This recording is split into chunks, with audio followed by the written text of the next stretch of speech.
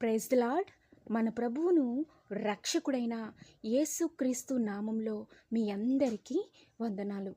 పరిశుద్ధ గ్రంథం నుండి హెబ్రీ పత్రిక 11వ అధ్యాయం 6వ వచనంలో మనం చూసినట్లయితే, విశ్వాసము లేకుండా దేవునికి ఇష్టుడైండుట అసాధ్యము. దేవుడి పరిశుద్ధ వాక్యం మన వెనుకల్లో దీవించును గాక. ఆమేన్. మరి వాక్యాన్ని చూసినట్లయితే విశ్వాసం గురించి ఇక్కడ ఎంతో చక్కగా వ్రాయబడి ఉంది కదండి.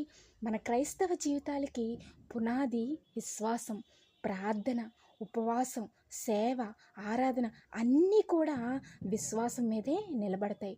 మన కళ్ళతో చూడకపోయినా దేవుడు చేస్తున్న కార్యాలను నమ్మడమే నిజమైన విశ్వాసం.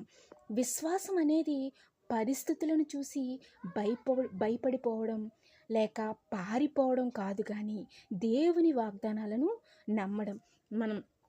మరి ఒకటిగా మనం చూసినట్లయితే, అబ్రహాము గారు దేవుడు చెప్పినప్పుడు నీ స్వదేశాన్ని విడిచిపెట్టి దేవుడు వెళ్ళిపోమని చెప్పినప్పుడు, ఆయన చూపించే చోటకి వెళ్ళమన్నప్పుడు ఎక్కడికి వెళ్ళాలో లేక ఎక్కడికి వెళ్తున్నాడో తనకే తెలియకపోయినప్పటికీ విశ్వాసంతో బయలుదేరాడు.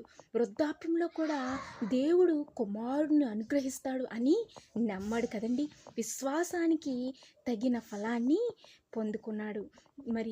దేవుడు చెప్పిన మాట ఆలస్యమైనప్పటికీ తప్పకుండా నెరవేరుతుంది కదండి.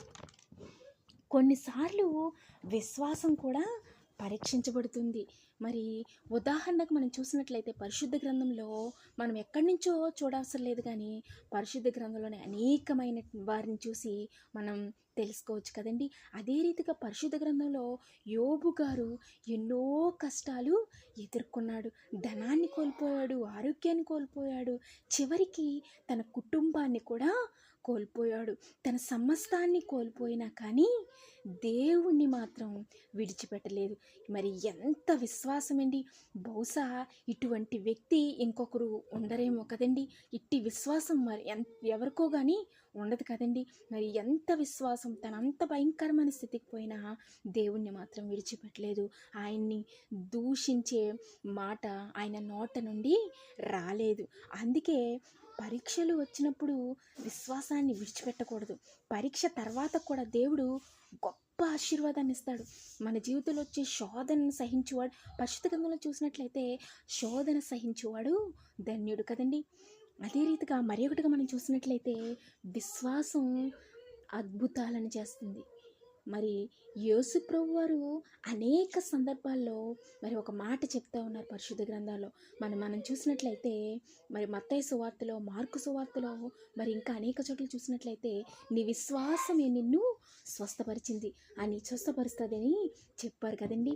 విశ్వాసం ఉన్న చోట నిరాశ కూడా విశ్వాసం ఉన్న చోటంట నిరాశ కూడా ఆశగా మారుతుంది. మన యొక్క బలహీనతలు కూడా బలంగా మారుతాయి. నీ యొక్క సమస్యలు కూడా సాక్ష్యాలుగా మారుతాయి. సో ఈ రోజు నుండి నీవు గుర్తించుకోవాల్సిన విషయం ఏమిటా అంటే మనం గుర్తించుకోవాల్సిన విషయం ఏమిటా అంటే ఈరోజు మనల్ని మనం ప్రశ్నించుకుందాం.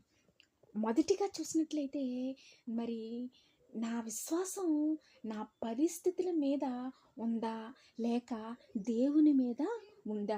రెండవదిగా మనం చూసినట్లయితే నేను కష్టాల్లో కూడా దేవుని పట్టుకుని నిలబడుతున్నానా లేదా? మూడవదిగా మనం ప్రశ్నించుకున్నట్లయితే నా ప్రార్థనలకు జవాబు ఆలస్యమైనప్పుడు కూడా నేను నమ్ముతున్నానా లేదా? ఈ ప్రశ్నలన్నిటినీ కూడా ఒక్కసారి మనల్ని మనమే వేసుకోవాలి కదండి. మొదటిగా మీరు తెలుసుకోవాల్సింది ఏంటో తెలుసా? మన యొక్క విశ్వాసము అద్భుతాలను చేస్తుంది. నువ్వు ఊహించలేనటువంటి అద్భుతాలను చేస్తుంది. రెండవది చూసినట్లయితే మన యొక్క విశ్వాసం పరీక్షల్లో కూడా బలంగా నిలబడుతుంది. ఎటు తొట్టిల్లకుండా, కుడికి కానీ ఎడమకు కానీ తొట్టిల్లకుండా బలంగా స్ట్రాంగ్ చేస్తుంది. మనల్ని స్ట్రాంగ్గా నిలబడుతుంది కదండి. మన యొక్క విశ్వాసం మరి ఒకటి చూసినట్లయితే మన యొక్క విశ్వాసం వాగ్దానాలను పొందేలా చేస్తుంది. పరిశుద్ధ గ్రంథం రోమపత్రిక 1వ అధ్యాయం 17వ వచనంలో మనం చూసినట్లయితే వాక్యం ఏం చెప్తుందో తెలుసండి. నీతిమంతుడు విశ్వాసము వలన జీవించును ఆమేన్. మరి దేవుడి వాక్యం దీవించును గాక. ఈ వాక్యాన్ని బట్టి మీ అందరూ కూడా విశ్వాసం అనే పునాదిని మీ జీవితాల్లో వేసుకున్నట్లయితే గొప్ప ఆశీర్వాదాలు, గొప్ప దీవెనలు మీరు పొందుకుంటారు. God bless you. దేవుడు మిమ్మల్ని దీవించును గాక. ఆమేన్.